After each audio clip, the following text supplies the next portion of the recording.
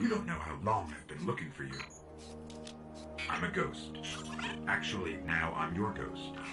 And you, well, you've been dead a long time. So you're gonna see a lot of things you won't understand. This is fallen territory. We aren't safe here. I have to get you to the city. Hold still. Don't worry, I'm still with you. We need to move. Fast.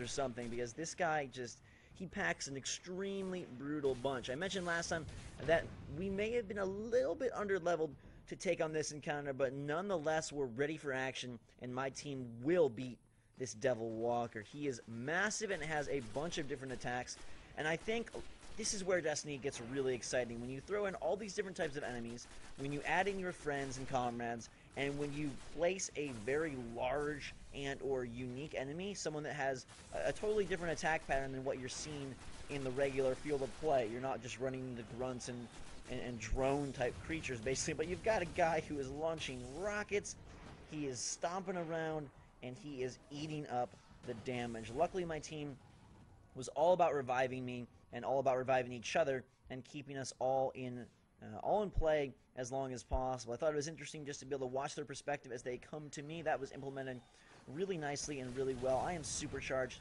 and ready for action. I will be using this sniper a little bit later on in this video. It's a pretty cool sniper. Feels a lot like a Halo-esque sniper, but trying to get a drop on this guy from a different angle. He's got an armada of guards all by him, including some pretty strong ones. Level 6 Fallen Vandals aren't the toughest, but you saw in the back there is a captain who definitely packs a punch of his own. At this point, I was like, dang it, I wish I could talk to my team and tell us to spread out, because I would have loved to attack him from different angles. You'll notice I'm doing a wide variety of damage. First, we've got 6 damage when I hit his really armored bits, 23.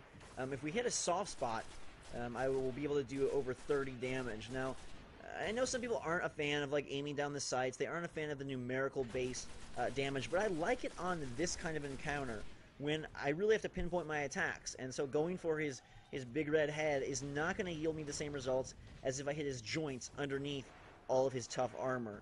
And we also got to make sure we clear these things out, because they will attack you from the side and definitely make the main attraction harder. I was quite impressed by how beefy this dude is. Like I said, we're level 6, 7, and 8 here. And a lot of the guys in the area are of similar levels. So it has me excited that we're going to get some really difficult boss battles that really require a lot of ammo. They eat up a lot.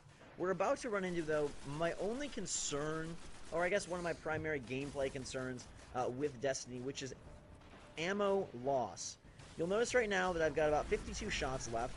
I get in there and get my little supercharged ability up. I'm down to 28 bullets. I'm running on 1 and like 1/8 of a clip. 4 shots left. At this point, I need to have my teammates kill other guys so that I can acquire more ammo. I'm not sure if there's another way to get ammunition, but I could not find it in my time spent playing the game. I don't know if this is something they will adjust come, the final release. Luckily, I walk in here, I revive this dead ghost. I thought maybe that would give me some ammo. No such luck. So I'm currently stuck, basically helpless.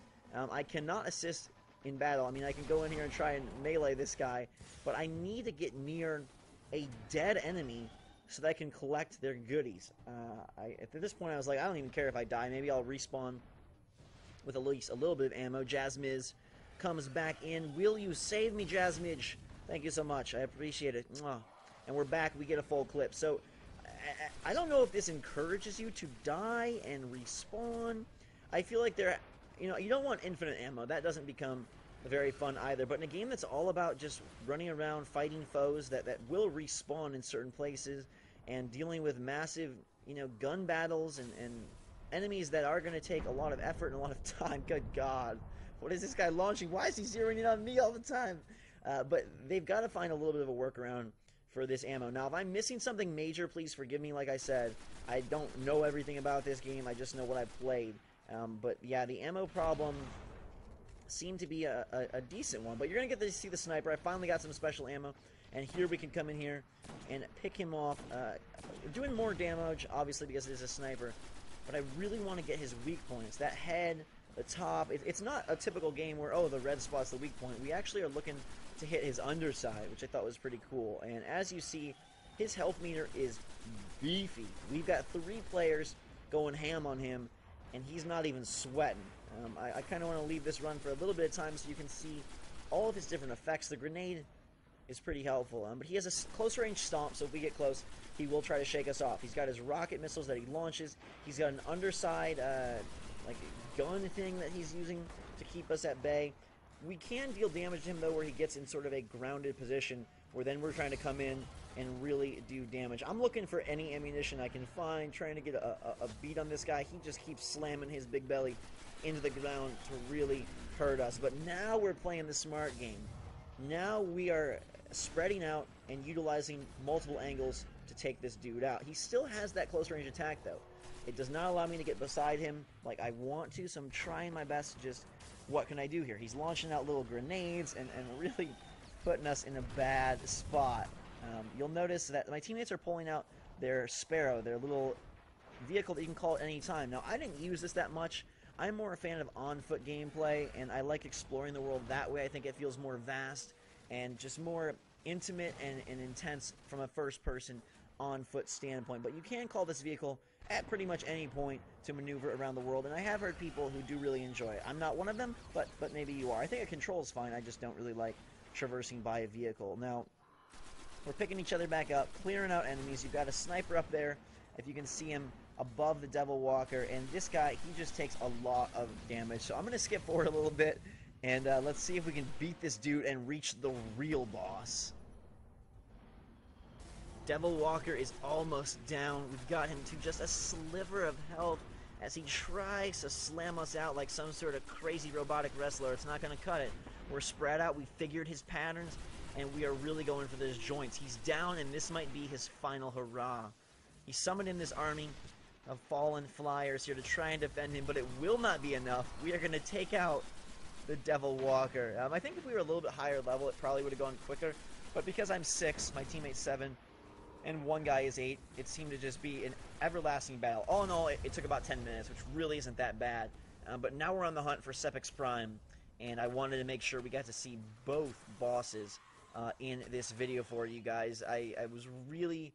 This is my favorite part of the game, and I enjoy these encounters a lot. I'm accidentally shooting Robo-Cody because I'm so freaking pumped up, but we'll try and cool our jets and head for the big dude. I thought that was the big dude, the Devil Walker, but apparently he was just a guardian of something even greater. The indoor environments are so atmospheric. It's so fun to go through these hollowed out grounds and like, oh my god, the Devil's Lair.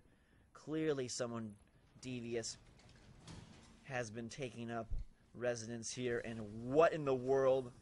It's an orb the size it's a gigantic ball, and we are gonna have to clear out the hordes so that we can get in there and do damage. It looks like he's charging up. I don't even know how these orbs are sentient, but this guy is clearly sucking the energy straight out of something. What is he doing? Where is he going? Is he siphoning power off of fellow Fallen?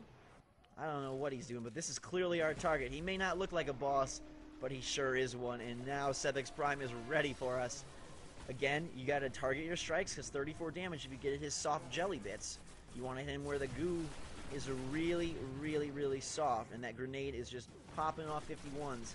See, we're doing 23 if we hit his armor, and 34 inside. This is a ball that means business. He's not just like the other globes we found riding around the land. This guy has massive attacks that create some pretty nifty fireworks shows, and my team is really bracing for battle here. How can we take him out? The music rages, and Sepix Prime, he is the ultimate bad guy. He's got a big skull next to his name, and so we know he is our intense foe. Now, I will say one thing I hope that future boss encounters or future mission objective encounters entail is more fast-moving bosses. Both the Devil and Sevix Prime are pretty stationary. They require you to just come at them from different angles, and I think it would be cool to go up against maybe a more maneuverable enemy that challenges you to really utilize cover and maybe even move throughout a battlefield rather than just stop and pop. I guess this guy utilizes cover as well, but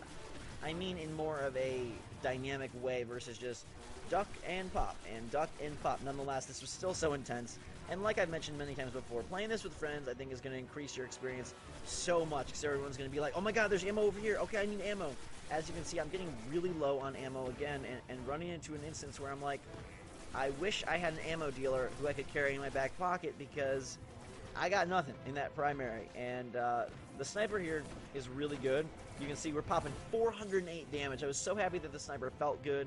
And pretty soon you're going to get to see a super sexy no-scope kill with this guy that made me just smile ear to ear. I was just grinning like a freaking psychopath, but it was a really, really cool moment.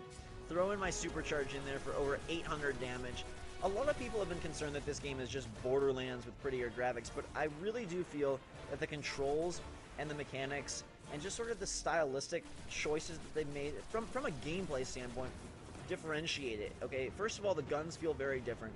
Second of all, the enemies, I feel like they're smarter and more intelligent in terms of their AI patterns than Borderlands, where you have a ton of guys just slowly running or walking at you. Here there's a lot more flanking, there's a lot more cover taking, and I feel like they throw a wider variety of enemies at you at once in order to force your playstyle to be different. And just in general, like the scope of this game, the scale, the sci-fi nature, makes it feel like a much more epic, like everything just comes together a little bit nicer, I feel like, from the music to the way the guns sound, to the feel of the guns from a control standpoint, and I hope that with multiple planets, many missions, and here we go, boom, that's a no-scope kill on that Fallen Vandal right there. Thank you very much. I was super proud of that. I zoomed in for a quick second, but I actually got the shot if you slow it down before I even zoomed in, so bingo, bango, bongo.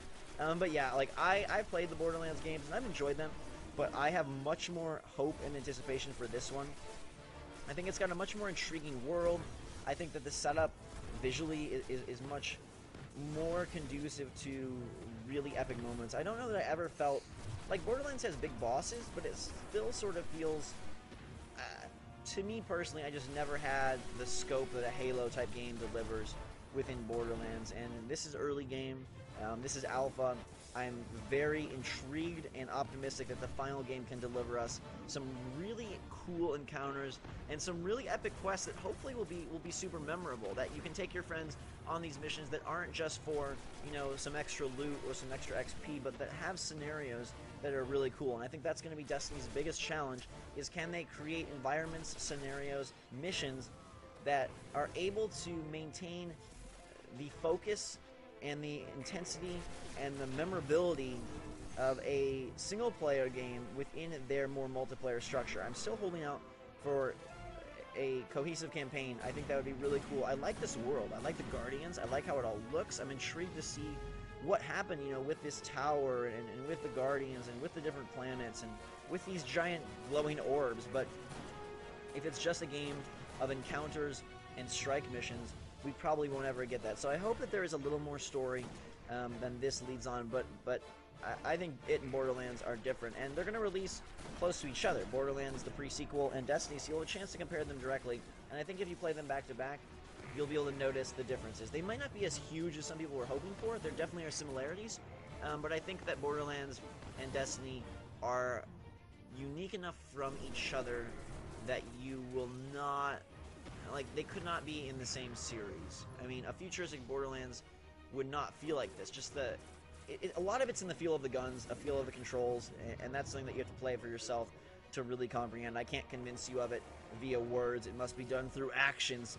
And I'm back in the Devil's Lair, and we have to carry out our final action of this mission, which is to finish off Sevix Prime. He's brought in some help. He's making weird gargle groogles. Sounds like he's summoning Jar Jar Binks. And he's blasting away pretty hardcore. I'm supercharged. I don't want to waste on this fallen captain, though. Even though I try to keep my teammates safe, we'll use a melee strike versus a superpower. And let's go in and see if we can spot him and get him good. He's up above, really blasting away heavily at us. And I'm like holding on for dear life. This mission has been raging on for a long time and I don't want to fail it. Now, we never had an instance where we did fail. I assume if all three of us go down, perhaps there's mission failure, or maybe not. I don't know. Can you even fail a mission in Destiny? I assumed you could, but now that I think about it, maybe you would just wait for the respawn timer. I don't know. Is it one of those things where one player must be alive to carry on your objective, or can you all be down? That's something I don't really know. Maybe I'll have to go and explore that. But right now, we are just in clutch mode, finishing off Sepix Prime. He's got a little bit of health left. He teleports for one last faraway stand. No siree. Not going to stand for that, Sepix. The Devil's Lair complete. Well, they sent the right team to handle this one. Sepix Prime cast a great shadow over our city. With its destruction, the fallen devils will grow weaker. But we must stay vigilant. The fallen are crafty, and they'll find ways to survive. They always do. I really like this idea that I'm some, I mean, I am a guardian, that's the name of the character, but more of a guardian of the universe. Like, the way that they talk about things, the way that they, evoke senses of protection, and that you are going on, like, it feels pretty epic in scope, and I hope they're able to really convey that through their different planets, their different sections. I hope that Earth is more than just Old Russia. I hope there's multiple continents within Earth, like there should be, that have varying environments. We pick up our XP and pick up a bunch of Glimmer. Just to show you a mission complete screen here, you can see my progress within my upgrade.